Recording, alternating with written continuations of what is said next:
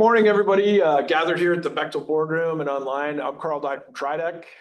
This is our Donuts and Development. And today we have every month we have a very special guest. But today we have a very, very special guest. Brian Riordan is the Chief Operating Officer and co-founder of Avalanche Energy. They are one of the leaders in fusion technologies. So today we're going to have a really, I think, in-depth conversation. Does that set you up at all? Yeah, all right, we'll go deep. Yeah. In-depth conversation and learn a lot about fusion and then about Avalanche and what you're planning to do here in the Tri-Cities. But thanks everybody for joining us in person and online. This is a member benefit for Tridec. We try to bring in our partners that we work closely with that are of interest, hopefully build networking and bring people together and have conversations. So Brian, we appreciate your time and coming over here specifically for this. But do you want to just kick us off and tell us a little bit about yourself, like your background? How did you come to Avalanche? Is that too deep of a question? No, I think, yeah, well, that is. So yeah, my background, I grew up in Anchorage, Alaska. I went to school at Texas A&M. I started off in biomedical engineering and actually dropped out and worked in a labor union. And any idea I had, they said, well, let's just leave that to the engineers. And so that was convincing enough to be, I got to go back. So I got my degree and then I worked in Arctic engineering. Being from Alaska, I think they just thought that was a good fit, that I must love it way up there, which wasn't the case. Then I did deep sea engineering and subsea mining, and that got me into R&D, which I absolutely love. There wasn't an expert there. It was just fundamentals to work with.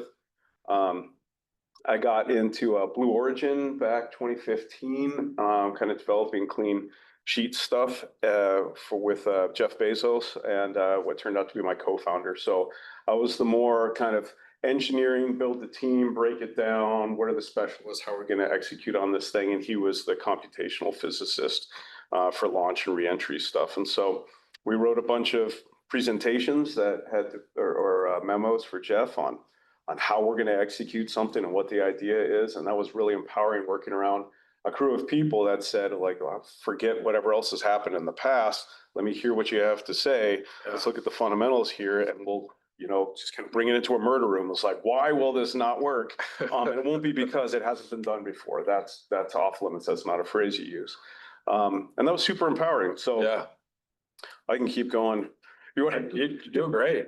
So you're on a roll. We were excited about fusion. We're like, humanity is going to crack this nut at some point. It's been a long time. And you were starting to see some growth in fusion, some kind of re-energization that had dropped off for a couple decades. So if you're familiar with fusion, there's two major projects that were going on in the world. One's ITER. And to give you a sense of, and it used to stand for International Tokamak Experimental Reactor or something very close to that. And now it stands for, I don't know how you can change what it stands for, and now it means it's Latin for the way. So I guess it's lost its way somehow, and they rebranded it and found it again. But it was kind of agreed between Reagan and Gorbachev. They said, hey, let's kind of cool these tensions and we'll build this thing together. And it started this international reactor that's in the south of France. That was supposed to be like 10 billion. It's going to be like 35 billion. It's a decade behind. That's one of the flavors of fusion that's out there. The other is the National Ignition Facility down in the Bay Area. 192 of the world's largest lasers all converge on this like 2 millimeter pellet of deuterium and tritium and makes fusion. And it's made the news recently. And so if you look at all these lasers coming together and you freeze it right there and you draw a box or a circle or some amoeba shape around it and say, let's add up all of the energy in those lasers, and then you let it hit the pellet and explodes out, and then they draw that circle again and say, how much energy is that now? And they calculated that they've had a gain, so more energy out than in. We neglected all the energy it took and the efficiencies in the lasers, but that was a big landmark for fusion. And that's the other fusion play that's really been out there. And that is a program that's based on maintaining America's nuclear arsenal without actually doing testing. So it never intended to be a fusion plant. So I'm still going. Say that again. It was never about the testing. National Ignition Facility was based to do physics for maintaining America's nuclear arsenal. We are by treaty not doing any actual tests of fission weapons anymore. And so that's what it exists for. It's not a power plant. So those are the two ones that are out there. I see. Then there was a bunch, and that's all it's been for decades. Until you started seeing Helion up in Everett area. You've got ZAP, also in Everett. Just north of us in Burnaby, Canada, you've got General Fusion, and Boston, Commonwealth Fusion Systems, LA area, south of LA, Orange Counties, Alpha Energy, or TAE, they're called now. Also a name change there. Exemer, another laser one out in Denver. So there's this like Cambrian explosion of fusion ideas, and fusion's really the physics. It's not the device itself. It's kind of like there's aerospace, and that could be rockets, and it could be jets, and it could be turboprops, and it could be blimps, it could be helicopters, and that's kind of what we're seeing now. There's a lot of approaches to it, and we're one of them. That was a perfect intro. Maybe just for everybody that's gathered here, if they're not up to date with the difference between fission and fusion, maybe start with that. And then maybe, like to your point, I think we've heard a lot in the little bit that we know is like fission or fusion is always, pick your time frame out for that time frame, right? It's always like what's coming up. And so can you talk about, what is fusion? And then I think you gave a kind of a good history of those two areas. Let's start off with what's fusion. So fusion is a nuclear process, just like fission is. And so fission is when you split. There's this weird thing. If you look at the periodic table, you've got, really light elements. The lightest element is hydrogen, top left corner. You remember your high school chemistry. And down near the bottom right, you get the really heavy stuff. And you can get energy out of splitting big things like uranium, plutonium. And you can get energy out of, so what happens when you do that with uranium? It is radioactive. It's kind of like in everybody's mind probably. If you hit it with a neutron, it will split and fire off more neutrons. And those neutrons have a chance of hitting another nucleus of a uranium, and that one can split. That one fires off 3, and if you have enough of them, enough of those neutrons will hit other ones and create a chain reaction. And fission's great that way, because chain reactions are really nice when you want a lot of it. It can be bad when you don't want that much of it too, and you got to control it. And so there's some risk with fission, but it's also more technically achievable because once you get to a certain point, you kind of want to stop it. It wants to keep going. Fusion is, and actually, let me say what the energy you're getting out of that is. Most of the energy that we encounter is chemical energy. We're breaking and storing energy in chemical bonds between different elements. What holds the center of an atom together, all those protons and neutrons together, is a strong atomic force. And there's a lot more energy, millions of times more, per unit weight than you would have for chemical energy. So when that neutron fires off, let's say, well, forget units. I'll do this I know it for fusion. So actually, I'm going to hold on. So that energy is in the speed of those particles coming off. Fusion's almost the opposite, where you combine atoms together and it will release energy in the form of a high energy particle. And the closer you get to iron 56, the less energy you can get out of it.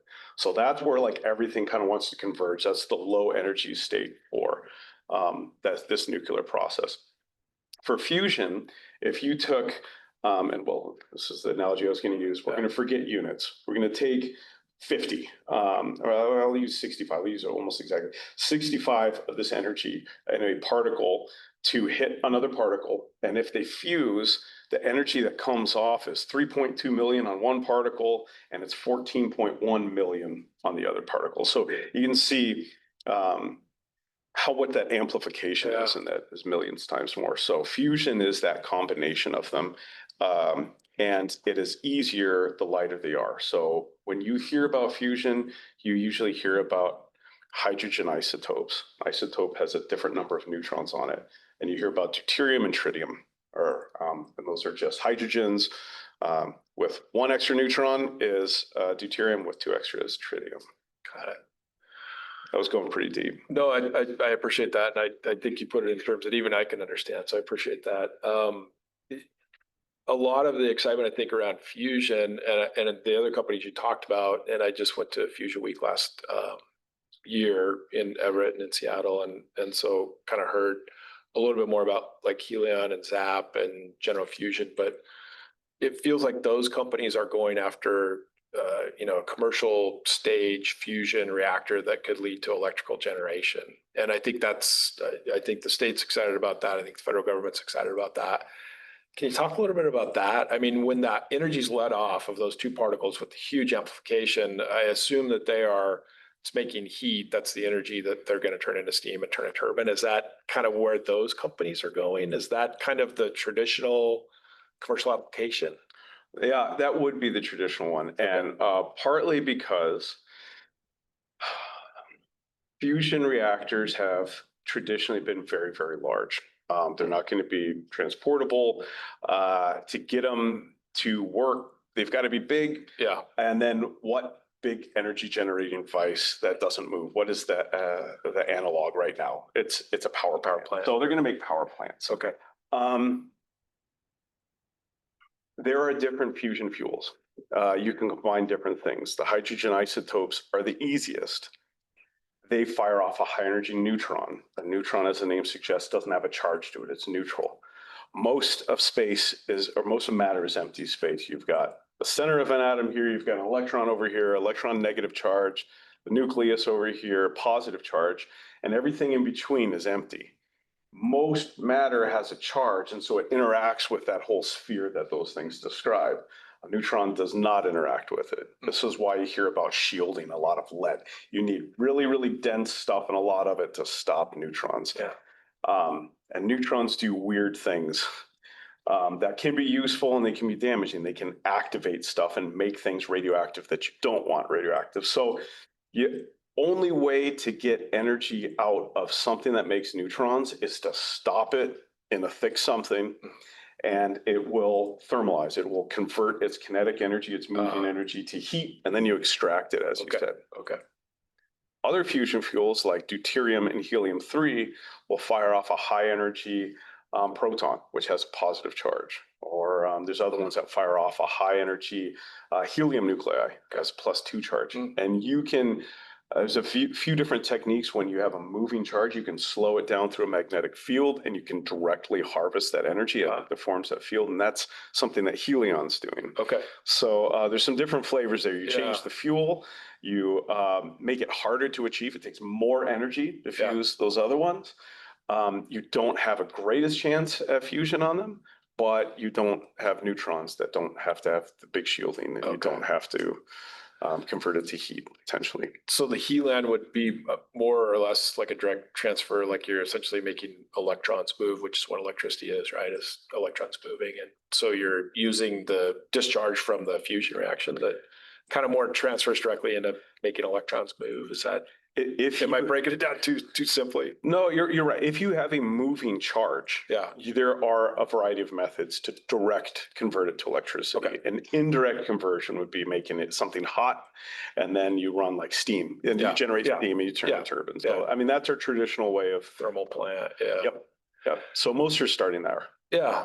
So you had an interest in fusion. Your background is intriguing. I could probably ask you like 100 questions on that stuff, but we'll talk about Avalanche now. And so you're at Blue Origin, and can you talk about how you decided and how I think you and Robin maybe came together, your other co-founder, right, to say, hey, let's go work on this fusion thing. And then how's your fusion technology different, say, from these more traditional or power plant size commercial fusion companies? So Robin and I think we both hate crowds, and we go to like a late lunch, and then we just, talk about whatever is cool at the time. A lot of tech stuff, most of the time about what we're working on or what the company was working on. But it was like, all right, I'm really interested in fusion. I'm reading about these books. Why is fusion kind of like getting more popular now? Is it time to work on it? And we're looking at like, which company do I go to next? We're kind of like thinking about the next thing. And what I got convinced of, and he was, my wife thinks this is hilarious because she sees me as this like, very optimistic futurist. And in comparison to Robin, I am like the brakes in the team. That's just, like critical and like, yeah, but how are we going to build it? And so we were looking at it and I was like, look, I want to wear my futurist hat. I'm excited about humanity. I'm rooting for these guys, but I don't see a great history of humanity building something for 10 years and it pushes the button and it works. Like where I see us succeeding is we do a tough thing in a little tiny baby step that barely works. I was at the Computer History Museum not too long ago down in Mountain View in California.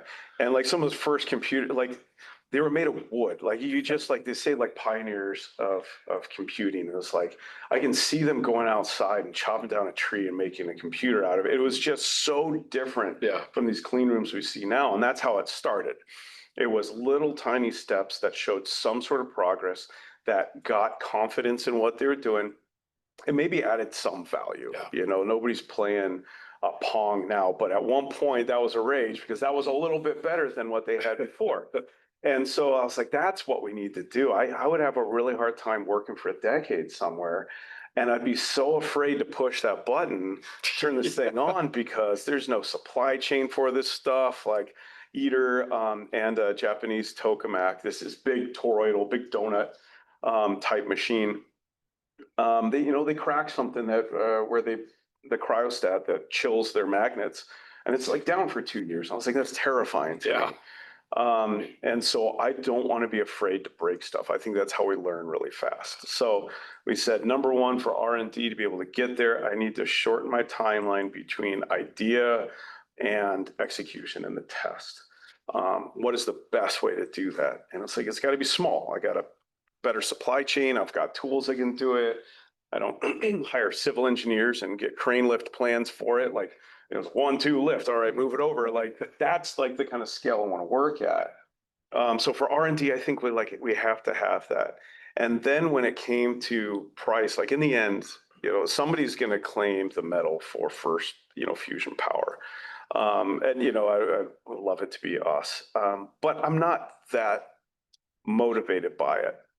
The analogy I used recently is the first American car company, at least that used gasoline, was Duria Power Motor Corp. I always get the name wrong. And nobody remembers it because they were just way too expensive. But everybody knows Ford that came along 10 years later because people could afford it. And I think that's like, in the end, it needs to be economical. And how do you make something that big, scalable, and economical? I don't think you can. It's like, got to be small again. It's got to be smaller than a Mack truck. Then you can have mass manufacturing tools and techniques. And we do pretty good at that. So those were kind of guiding in the beginning. If we can find that, then you can enter the market instead of competing with electrons on the grid, which is a very mature industry and there's a lot of competitors. That's going to be very, very hard to turn a profit on. So I don't want to start there. I want to start with what a lot of new tech has done with DoD, where it gives it a capability difference. So that's where we wanted to go with power. But power is still really tough. Before you make power, you can make a really low performing version of a high performing architecture. And it's not optimized and it's janky. You can make neutrons. And there's only one way to make neutrons. It's with a nuclear process. And the only way to get them now, for the most part, any significant quantity, is with a fission reactor. And most fission reactors are for power. And they take a long time to turn online. And so anybody getting neutrons is using experimental reactors built a long time ago. So our plan was, all right, come up with something small, iterate on it fast, plan to monetize neutrons, then go to DoD, which is mobile power. We had somebody say, if you can give me a kilowatt and something the size of a Volkswagen bus, I would be really interested. And nobody else wants to pay significant amount for that kind of power. It's got to be mobile and last a long time. Yeah. So those are the kind of guiding principles of how we can do it. So that was a long story. Now the next part, I think, was what is ours different? How is ours different? Yeah. So there are 3 things you need to do for fusion to make it really useful for power. is you need to have high energy at certain, when these two atoms slam together, the nuclei slam together, there's a minimum amount of energy required to start fusing. They have a charge, and they are the same charge, and those repulse. A Coulomb force, so positive centers of the atoms repel each other. So imagine you had two magnets, and they were spheres, and they didn't want to touch, and you covered them in a Velcro. So the magnet's that charge repulsion, and that Velcro is the strong nuclear force. And you can probably just imagine yourself squeezing them and just swinging them together to be able to overcome that force and link. And when that happens, then you can release that energy with and the high energy particle that comes out of it. So the sun does that, and it doesn't have to really slam them together. It squeezes them under the force of gravity, and it's huge. It works. We're really confident in fusion. I think Elon Musk had kind of famously said, at least in my circle, he kind of saw solar as part of a fusion reactor. They're just doing the harvesting part of it. And the sun works pretty good. He owns Solar City, so he's biased on that. But so that's too big for us. So how do we get it smaller? And then we have the laser fusion. We've got the magnetic fusion, magnetic confinement fusion, like an ITER. ITER is huge. I think like if we stood inside one of their D-shaped magnets, that there's a series of them that the void in between describes a toroid through the center. I did this graphic years ago, but I think it was like 40 feet high, like inside those. Oh my God. Commonwealth Fusion Systems in Boston has a better magnet now, which you shouldn't be surprised if. This is again like Reagan and Gorbachev said, let's build the tokamak. So things have changed since then. And they have stronger magnets, so they can have a smaller device. One of the things that they're relying on is it's hard to heat up that plasma. So they're getting that collision to be able to fuse through heat, which is random motion. I don't have any slides, so I got to use my fist here. So they heat that up, and one of the ways they heat that is they use those high energy particles coming off. There's two. I told you in deuterium, tritium. You've got the center of a helium molecule. It's got a +2 charge, interacts with a bunch of stuff, and you got a neutron. Doesn't interact with a bunch of stuff. The neutron, they're going to generate electricity from when it hits this blanket, this thick wall. That helium has to go through enough dense plasma that'll interact and heat that plasma. That's what they call ignition for fusion. So you've got to be really, really, really dense and enough of a distance that you've got a good likelihood of fusing or of heating it. And all of that meant big stuff. And so we said, why do you have to heat it with that particle? Can you get rid of that in some way? And you can if you're efficient enough in your conditions for fusion. If you can get rid of that requirement of self-heating, you don't have to have as dense a plasma, and you don't have to have as long of a distance for it to travel through. So if that would work, you get it really small. So what we're doing instead of magnets or lasers to confine this plasma is we have a really, really, really high voltage coaxial device. So meaning there's a rod and there's an annular area that's a vacuum and there's a chamber outside of it. And we make ions that we want to fuse and we inject them in like satellites, kind of tangential to that central axis, and they're pulled into orbits around that, like satellites falling towards Earth. We usually picture circles in those orbits, but they're actually like ellipses, and they process around in there. If you ever played with a spirograph, it looks like that. And there's lots of crossing points. And at those crossing points, we have potential fusion events. And where they bump and they don't fuse, they perturb the orbits, but they persist in there. So we created this device, like 300,000 volts, to be able to get it at the speeds that we want. And then we pinch the ends with electrostatics. This is like you rub a balloon on your head and you can feel that force. It's the same thing. That charge there is like 10,000 volts. But you get that little arc when you go, zap your little sister. It is, like 10,000 volts. Very, very low current. So low power, but high voltage. So we use that to trap them. There's ion traps that do that. And then, but it's not very dense because all those positive charges, you said we're going to go deep. So all those charges want to repel each other. So you're going to saturate that space and they all want to fly out. But you imagine if you had a negative charge or a positive charge, it would be neutral. And if it's neutral, you can pack more in there. So if you keep that ratio, then you can have it a lot denser. But electrons don't want to stay in there. They want to fly away. They're the opposite of the ions that are falling towards it. But you can use magnets for the electrons. Okay. Electrons are 4,000 times lighter than the ions we're trapping. So the magnets are relatively weak, and we trap electrons all the time. This is a magnetron. A magnetron is a magnetic device that traps electrons in orbits, and that's how your microwave works. Okay. At the heart of it's a magnetron. So we basically took this ion trap, ramped up the voltage super high. An ion trap exists that's like this. We combine it with a magnetron to be able to get to these fusion conditions and make it denser. That's great. Which allows it to be smaller. Yeah. So.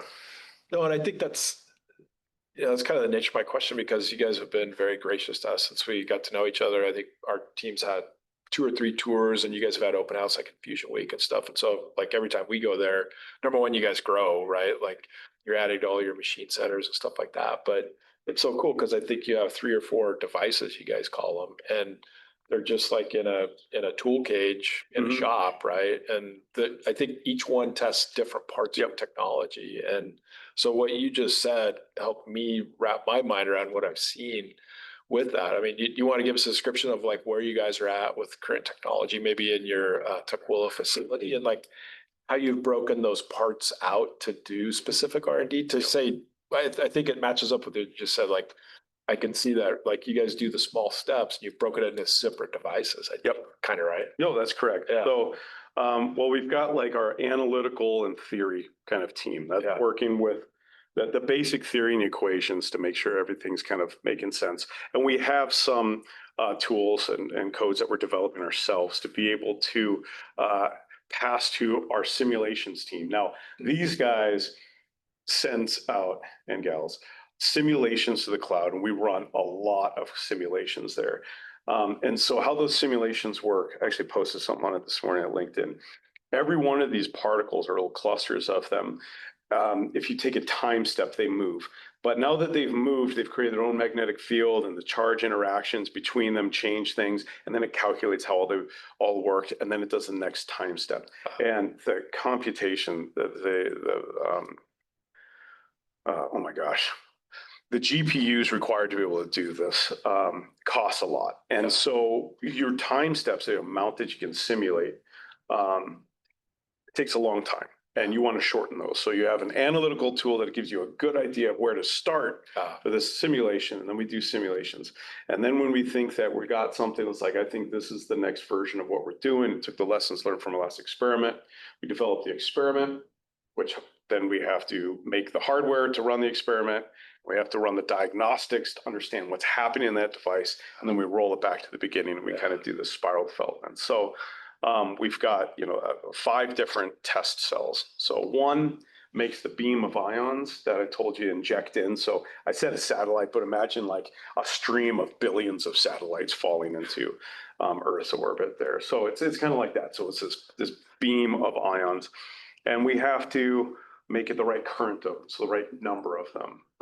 We've got to keep it collimated. We've got to focus it. We have to make sure they have the right energy, the right species of ions.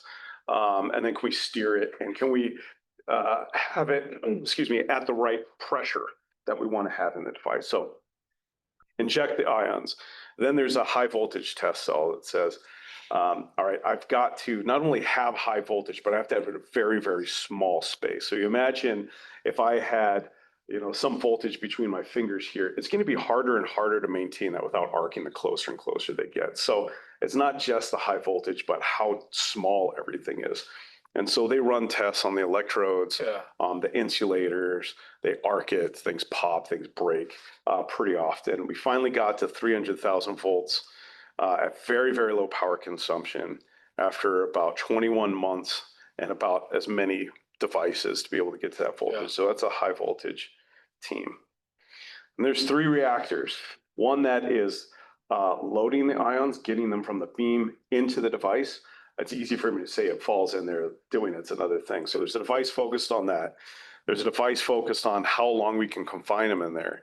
And there's a device focused on the electrons and getting the electron density. Okay. And now one of them is combining them all together, which is is fourth one. we're repurposing one of them. Yeah, Okay. we've revised it. So we've had 5 devices, 64, 70 major iterations. Yeah.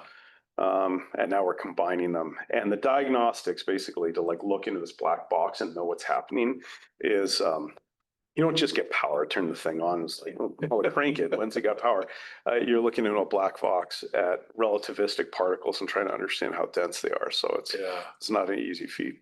I know on these tours, you guys have, and again, I'm not a scientist or engineer or anything else, but you guys always do a good job of breaking it down because they were talking about some of that sensing technology, and it's sort of like you guys almost had to invent or create your devices that you even do some of the sensing, right? So that, like you say, as you do the testing that can kind of perfect your computer model, you also had to develop your own sensing equipment and devices and everything, right? I mean, yeah. So, some of the bad news about having a very different fusion device is that even if it's small, is that you just can't take off the shelf a diagnostic tool that somebody else used. At least not now. Yeah. At much, much higher densities, there's some other tools that you can use.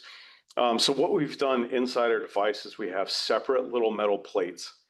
And if you pulse in a packet of ions, like imagine a slug of these, and as they go in, those positive charges will get near those plates and they'll drag electrons over, will be attracted to it, and then they'll go away again as it rotates through. So if you track that current that is attracted to it, you can see how many ions were in there, and you can watch that signal die down. You can see how long they lasted in there. And so we had to develop that. It had been done before, but we had to make that ourselves. And the other one is something called microwave interferometry that, to my knowledge, nobody's used in fusion before. It's just too big to be able to pick up the signal on the big devices. And so essentially, it's if you imagine you and I are standing 30 feet apart in San Francisco, and it's a clear day. And if I could, like sing out like a perfect A, whatever note that is, and you hear it, and like fog comes through, like as I'm doing that, it will go deeper. It'll shift the frequency as my sound waves go through it. I receive it. And it pitch changes. And if we had one signal going and you hear that, and then the one goes through the fog and you hear that and you compare them, you can back out what the density of that fog was. And we do the same thing with microwave signals in there. And so we had to develop that. And we don't want them reflecting around in there. That'll, really confuse things. And we have to put holes there, but preserve the smoothness of that electrostatic field, that from the balloon rubbed on your head. And so that takes a long time figuring those things out too. So we're at the cusp of, we've been able to use it qualitatively to say, all right, these knobs make it better. But as we got to a milestone, it's like, now I need to quantitatively say, all right, we hit that density that we're shooting for. So there's a lot of periphery pieces that need to be worked out. With this latest iteration where you're combining everything, and you guys have names for your devices too, right? Like, aren't they? Yeah, I've seen enough devices named after human heroes, and then you find out, something awful about this person, and then it like ruins your device, and you're like, you're a bad person forever naming after them. So they're all sci-fi protagonists. They're good guys. The movie's over. We're not going to discover any new things, and it's in their closet. So we've got Neo, was our first one. He was the one from The Matrix. We've got Marty from Back to the Future. We've got Kamina, drummer from The Expanse, are the current reactors right now.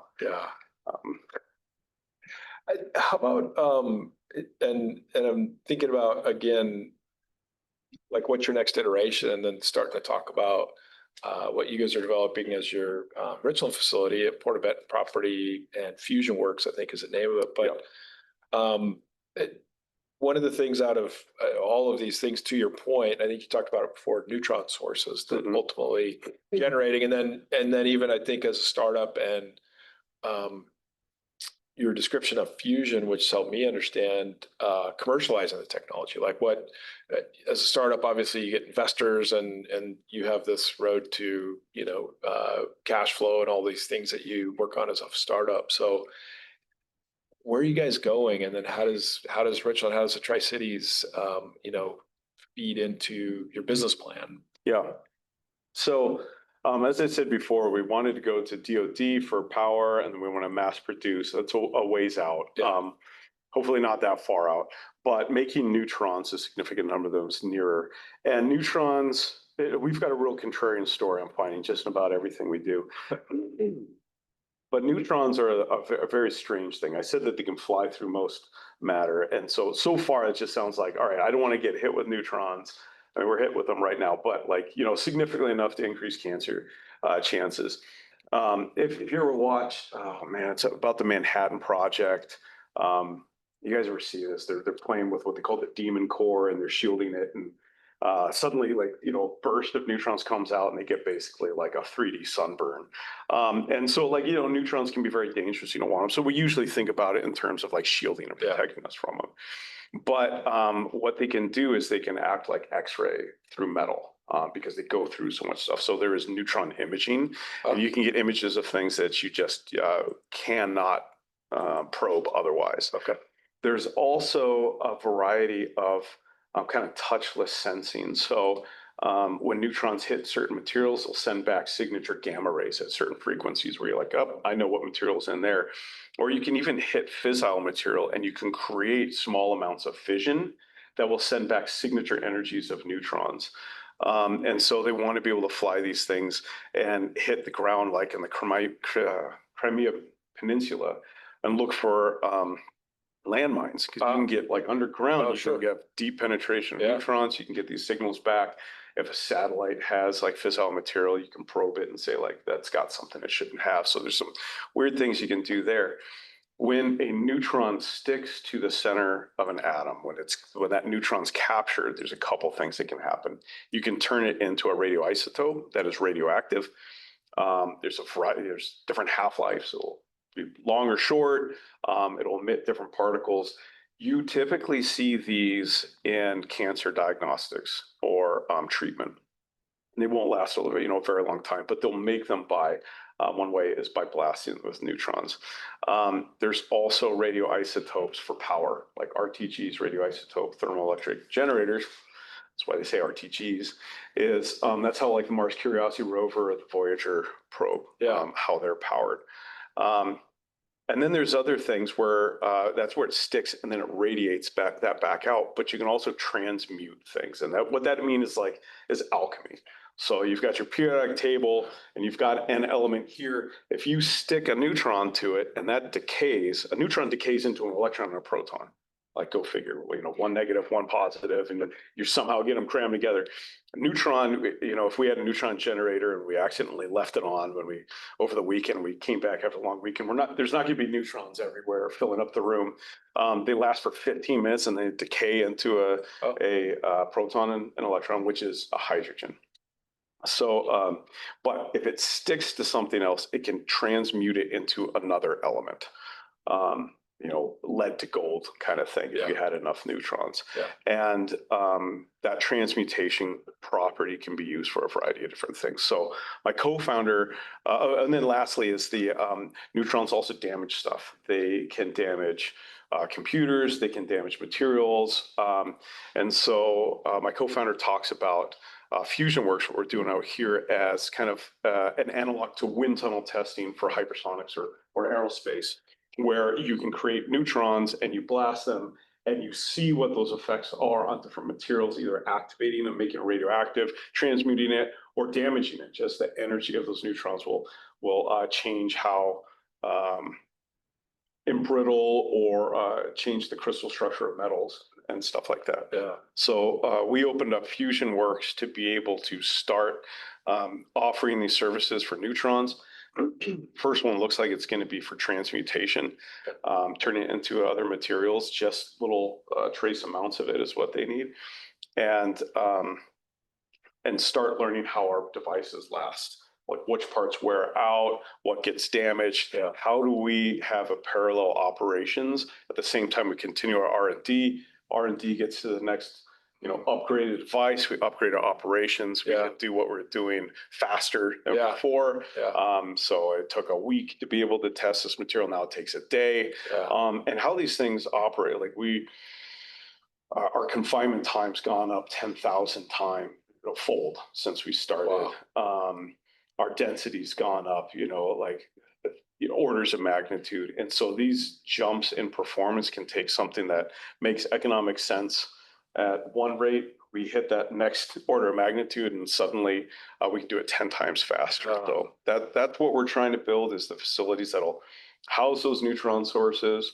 It'll bounce the neutrons around and irradiate the areas that we want to be able to offer those services, learn about our devices, help us generate revenue. Fusion's a long game, and I think it comes in waves. In the past, everybody was very, very excited. Yes, build that $20 billion thing. And then they're like, no, it's too long. It's too expensive before they're even done. And then there's a new wave that says they can do it better. But a lot of those rely on, very, very patient capital. And that can change. So totally. As soon as you can generate revenue for it, self-sustain, and incentivize, the improvements of it. I think it's cool where you're, I don't want to say dual pathing it, but it sounds like you're continuing to do R&D on your devices while you're creating this neutron and revenue stream in the future, right? So you're, to your point, you're starting to actually have some positive cash flow, and you're getting better. You're increasing those densities and the containment and all these other measurements that you have as you go on. For the facility itself, I know we've got folks here from the construction industry, and it's one of the things we want to talk about. Because Kate Kelly from your team actually said, like, hey, how can we connect with the, construction and skilled trades community? And we said, well, why don't you come on Donuts and Development? We'll talk about it. So do you have, or can you talk a little bit about what you guys are going to need to build out the facility, different types of, opportunities to bring folks in to work on it? Or as you scale up, like what kind of, local businesses would you guys be interested in connecting with? Yeah, so we're still kind of figuring out what this facility is going to look like. We've got a grant that we're hoping to finalize this week or the next week. It hasn't been announced yet, though, right? It hasn't been announced yet, so I'm not saying it's not fully signed. But so we're still figuring out what those projects look like and how they're going to be funded. But so what this looks like is. Like any office, we're going to have a bunch of office improvements and, everything you'd expect when somebody shows up from the government and says, so you've got a neutron source and, this is a high-tech thing. I had somebody at one of these companies, they said, this just doesn't look like a high-tech facility. So aesthetics are important.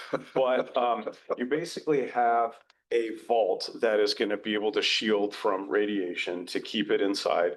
And allow people to work around it. And so what that looks like is probably like an iron aggregate, high density concrete blocks.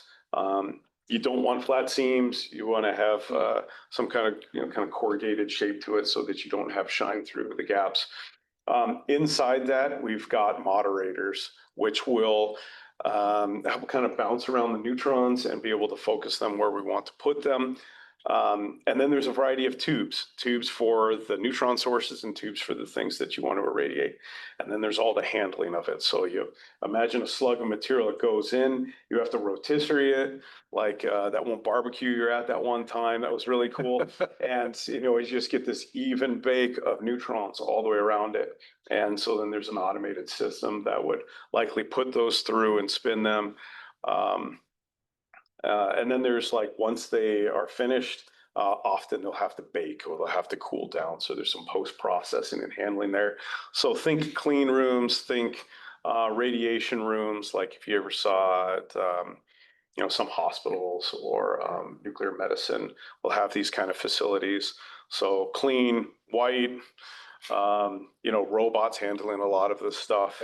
And we don't know what it looks like yet, but and it's hard to always get what you want in this, but a modular system where you can start with this and that works. And then we build more of those and we just scale them. We understand how they operate and we can scale up with customer needs is the vision without the details yet. So that's what we're hoping for. and just to go back over, I think you already hit on most of these, but some of the connections and other outputs of FusionWERX. I think you talked a little bit about radioisotopes, right, for medical applications. That could be. We've got companies here that actually process and package radioisotopes. It's technology that came out of the lab years ago. But like the radioisotope source is from Eastern Europe as an example. So I think we already connected with you guys, down the road, maybe potential uses, but then P&L is very excited about the material science side of what you just described. Yep. And then I think one of the things they talked about at Fusion Week that we went to last year was this ability to create more deuterium, again, by shooting neutrons at some different Tritium.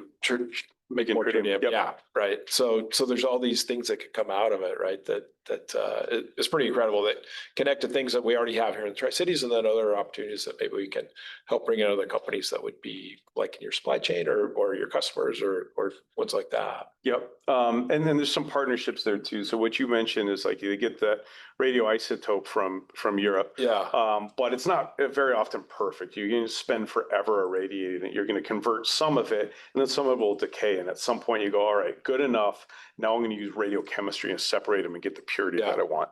We don't have any plans to do that. We'll make the stuff partner with the people nearby to be able to do that. Yeah. But there's semiconductor manufacturing that some of them will use neutrons. There's that materials testing, DoD stuff for fission, for fusion.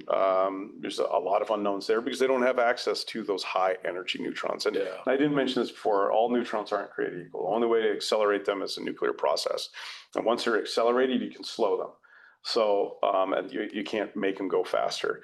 The only way to get those really, really high ones, there's an asterisk to my story here, but that is fusion makes very high energy ones. So the way to test for fusion is to use those high energy ones. So you got to do fusion for fusion materials. And I have to ask it because Tri-Cities used to be the home of the fast flux test reactor, which was shut down in the early 90s. But a fast flux or a breeder reactor on fission, would that be a faster particle? Man.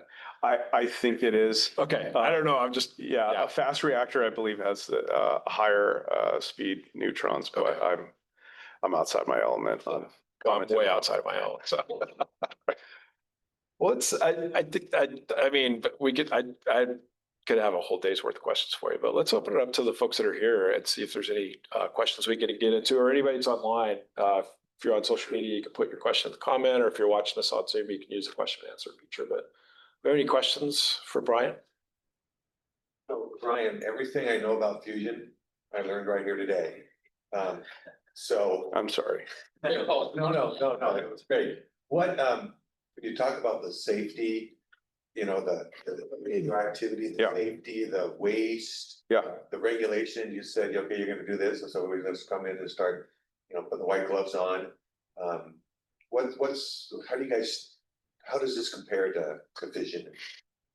So when you start off with uranium, big atom, lots of protons, lots of neutrons, it splits, and then you've got this whole decay chain that will be, across a periodic table. And then after a little while, then you get strontium 90, and your body's like, oh, is that calcium? Let me attach that to my bones. And there's a variety of different things your body can do with these things that are like, really bad. And so and sometimes you can harvest those things and do good things with them too, but you have to be really careful with them. And they last a long time. They'll decay and they'll decay and they'll break down into other ones. They'll decay. And so you can look up those decay chains. When you have fusion, we will make the fuel we're using will make you'll have some tritium will come out of it, and you use tritium, and it decays in 12 years. It's a half-life of 12 years, excuse me. And your body doesn't try to do anything with it. The joke in the labs used to be take home a 6-pack of beer and drink that and hydrate and flush yourself. I was talking to my dad about tritium, and in the 70s, he was an intern on the Trans-Alaska Pipeline working on pumps with tritiated water, and they'd use it to trace the wells, and you'd scoop buckets of this stuff. And And so that tritium's in exit signs, it's in watch hands, it's in a bunch of different stuff. So that's the main one you get out of the actual fusion versus fission fuel. Now, if you're making neutrons, you can activate things. And so you got to be careful what materials are nearby. So I think it's nickel can, in your typical steels, if you get a significant flux of neutrons on it, you can capture it and you can start making high energy X-rays or gamma rays. And its half-life's like 5 years. So it's like, let's not do that. So there's careful considerations of what materials are exposed to neutrons in there, either because they degrade and they don't do what you want them to do anymore, or they start being activated and then you've got to dispose of them or handle them or something. So these are things that there are some challenges that are a little further on for us. We monitor what the neutron rate is in different areas all over the lab. Monthly, we have reports to the Department of Health and to see where they're at. But a lot of that's just careful design. Unfortunately, we've got the benefit of decades of research to know what things turn into what and what their hazards are that we didn't have back in the 40s when we started this as humans. Did it answer? I think so. I mean, is there gonna be the concern that, are the naysayers gonna come out and say, we got all this waste, and what are we gonna do with it now? I mean, if that's the worst that comes out of it, then it's not like we got barrels of waste. The naysayers are going to say nay. Why? Confidently. What are they gonna? It doesn't matter. So there will always be some slice there. It doesn't matter what you're doing. And like, this is my journey of resilience. So those people find us. But then the other ones that are a little bit more informed are going to be like, okay, like, where are we burying this stuff? Is it going to leach into the groundwater? Do I have to bury it? What is it actually going to do? Something that's a gamma emitter can be buried and it's like I'm not going to get into this. We have to control those things. You don't have the sludge, the decaying sludge that you have out of fission. It's far cleaner, but you can't be laissez-faire with it and stick any material in there. It's going to activate stuff. Like you mentioned it before, but I want to double down on this point is I think it was huge, the fusion industry, what we learned at Fusion Week last week or last year, is very excited that the state has chosen that the Department of Health will regulate this, that it doesn't have to go to the Federal Nuclear Regulatory Commission. And the state's determination on that for Department of Health was related to the radioactivity for that. So the degree of regulation, I think, rationally follows the radioactivity and the waste streams that you're talking about. And then for all of us here, and we learn about it every day, but there's a huge difference in between historical first of a kind plutonium production and what we did with the waste as a country, Hanford cleanup, and spent nuclear fuel from a fission reactor like Energy Northwest. And so I think that we get into it all the time. We get into legislature, we get into all these different bodies as to just start off telling people the difference, just like you said. And fusion then, maybe just because it's an F word or something, but people get scared. To your point, they're going to be scared no matter what, or they're going to come out of the woodwork no matter what. Some slice humanity will. Yeah. My great aunt called when National Ignition Facility hit some record, and she was like, "Did you guys do it?" And I was like, "That wasn't us. I didn't even know you knew what we were doing." Yeah, you're excited about fusion, and I've been surprised how many people they're like, "Man, I think it's related to fission somehow or nuclear." But yeah. I know it's the future, so fortunately, somehow a lot of people are cheering it on, even if they aren't totally sure what it is. On the regulatory front too, fusion is being regulated more like an accelerator than it is like a fission reactor.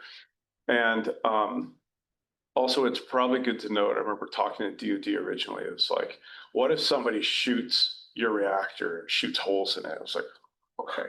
I didn't like DoD, of course. Why would? So what's different there is like you don't have that chain reaction that you're trying to stop, and then you're releasing a bunch of the stuff that you don't want out. It doesn't have those specially controlled materials. And if you our device is a vacuum device. We keep the vacuum, the pressure in there is 10 times deeper vacuum than what the International Space Station is at. So air wants to rush in. So the reason it's so deep is we're trying to confine those particles in there, and they would go no distance at all in the air. They're going to hit a neutral particle floating around. So you have to pull all that stuff out so you can spin them up and keep them in orbits. So you break this thing, you crack it, you put a hole in it, air rushes in, it just stops everything. So it's constantly like just baiting. Are you okay? Are you the conditions that you want? Versus like fission's like, I'm going to go. I don't care what I'm going to go. So, and there's some smart people making it so it's safer for fission. I think there's good things happening at fission, but when you compare them historically, There's no meltdowns on. there's no meltdowns. Project. Yeah. Can you characterize your team, education and background? What's your background? I'm an engineer, and my degree is in ocean engineering, Okay. which I don't use very Where are much. you getting your talent, I guess, and what talent are you looking for here? Yeah. Great question. It's all over. Fortunately, our devices are small and a lot of the physics are actually similar to some of the plasma thrusters for space. So we get people from aerospace, UW, people in those kind of programs been testing plasma devices. So they have to understand the diagnostics and vacuum operations and vacuum compatibility. In heat vacuum, some things off gas and you can't control your pressure. You get these impurities in there. So there's some good stuff there. We have people that went through fusion programs and they worked on, the Z pinch machine and like Sandia National Labs. They worked at other fusion programs. People that did research and did ion traps. Trapping ions for long periods of time, plasma stabilities or ion stabilities, instabilities for them, chemists for different diagnostics that we use. We've got a lot of mechanical and electrical people from aerospace industry, especially people who set up test cells for engines and whatnot. They're collecting data and they have to collect data fast and they have to, have sensitive diagnostics and instrumentation. So those people come from all over. Out here, it's going to be, I imagine, a little bit more operations, but there's going to be, a lot of people working on the improvements on how to handle, the machinery. I see a lot of mechanical and electrical being able to bring them up to speed, optimize them, instrument them to see how the radiation is it happening the way that we want? Is it even? Can we push throughput through faster? A lot of handling and operations of those materials. There's going to be working with customers that we hope that want to be able to radiate these things and working with their needs. And then there's going to be, as much as I love it every single time, it's like one product modular and it'll just answer everything. And it never in my life worked out that way. It's always modified. It's always customized stuff for people. And that requires engineering scientists to be able to kind of chew through the customer needs and customize the equipment to be able to meet them. We did have a question from Zoom, and the question is, why don't you guys use water, just regular water, heavy water, as the neutron moderator in your reactors? I think versus, like you're saying, shielding and stuff, and I think they're asking. So there's shielding, and then there's moderators and there's multipliers. Okay. So I didn't specifically talk over them. There's, we will. So there's the shielding on the outside. I mentioned the inside with tubes. Yeah. There's light water, there's heavy water. Can be used as moderators like they are in fission reactors. There's neutron multipliers like beryllium and lead. And there's different layers that interact with those neutrons at different energies that smarter people than me are working on. Yeah. I think they're onto something. They know a little bit about that, but that's definitely the plan. Cool. And then just quickly, because we're almost out of time, but you talked about the tubes, and I think you guys had talked about them before, like in some of the material science tests, or like you said, the polysilicon kind of treating things. That I think the analogy I heard, maybe it was from Robin or somebody else on the team, was like it'll be like the or the pneumatic tube at the bank, right? The like, here's your reactor and all the neutrons are shooting out. And I know my hand gestures are wrong, but it goes through this tube and then it gets, neutron shot at it and it changes somehow and then it pops out the bottom or something like that. Is that, that's kind of like what you're doing, right? I mean, I'm just thinking, visualizing what your devices will work. Yeah, I'm gonna try this analogy for the Okay. first time. Okay. You're going to like a Domino's or something, and they drop that pizza, and it just gets on that conveyor belt Yeah. and goes through. Yeah. Same kind of thing, except we're rotisserieing it, Okay. as well. Instead of flame, we've got neutrons irradiating it. So I do picture it kind of like I don't think anybody's doing those pneumatic drive-through bank things anymore. I don't know, probably dated myself a lot. You guys know.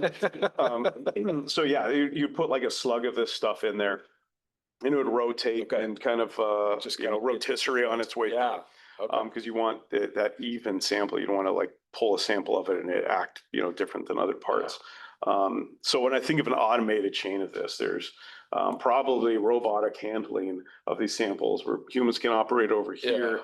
but then it puts it in, puts a cap on it to help moderate the neutrons around the ends of these things. Yeah. And it keeps putting these through so that you get a good throughput of your product. It's awesome. There was a question. Yeah. Two questions, actually. I was kind of curious about what your collaboration looks like with other national labs. In particular, I think of the spallation neutron source, Oak Ridge. Yeah. High energy neutron beams, doing very much what you're talking about, putting materials in front, doing research in that area. Yeah. And it's a big accelerator. And then think of electrons, I think of Brookhaven, I think of SLAC, I think of Thomas Jefferson. Yeah. I was kind of wondering, especially in the diagnostic area, because a lot of money gets poured in by the Department of Energy into diagnostics, instrumentation, control loops. I was wondering about that, then I'll just say my other point. President, when I also think about your neutron irradiator business model, we are sitting on a prime chunk of hardware out here, a facility that has never been crapped up, never been used, and FMEF is a perfect, heavily shielded. You could take one chunk of that and do everything you just described. So I've heard about this. With Carl to explain where that's at, but actually the Brian wasn't there, but the rest of their team, it was our first time that we got together, and it was a full tour of FMEF. And I think the feedback was based on what you explained about your business model and research model is just way too big, even to do a small part of it, maybe someday. And I think that's, what we're all optimistic about. But you're exactly right. Yeah. And I think, just like you guys have Neo and you have kind of the science fiction characters and stuff, I think his co-founder Robin said, like, man, that was the coolest thing ever. You could shoot the best like zombie apocalypse movie at the end of it. I mean, that was kind of, you're right, it's kind of the surreal Cold War. I think, what we're seeing for people that are signing up with what we can offer, if we're able to meet that in the next couple of years, we're going to outgrow a facility in 2-3 years, if we can meet that. So right now it's proof of concept. We got somebody that's amenable to what we're doing. We'll show that. Once you're able to do that and you're out of the science fiction realm, then you're able to start scaling and pull in other capital to do it. So how does what you're planning different than the spallation source, which is a high energy neutron? It's super high energy. It's very expensive to operate. The capex on those is, I don't know, $100 million or something for this. Yes, neutron spallation sources are wildly expensive. So a lot of that scaling, and they'll make high energy neutrons, and they'll make a good flux of them too. But the uptime is not very long, and the capital costs to be able to get it are really high, and the operating costs are really, really high. So I think it's truly ideal for what it's doing, which is research on those neutrons, being able to get the energies for fusion over a long period of time are probably more amenable to a fusion device that makes exactly those energies, but then operates over a longer period of time. And then our devices are going to be able to be in the 100,000, orders of magnitude less than what it would take for a neutron. I think what you're saying is your cost per neutron is going to be significantly under the market, right? They're way under the market. Yeah, that's what it's looking like. So, and the capex to do it as well. There you go. Well, thank you, everybody. Brian, really appreciate you coming over specifically for this. We just want to say how excited our community is to welcome you and the whole Avalanche Energy team here. Porta Benton, great partners on that facility. Anything we can do we really want to help you guys grow and help you meet your goals, and anything we could do, especially driving over here and coming on Donuts and Development, we really appreciate it. So, well, thanks for having us. We're excited and doing our best to make it happen. yeah, no, really looking forward to it. So thanks everybody that came in person. Thanks everybody online.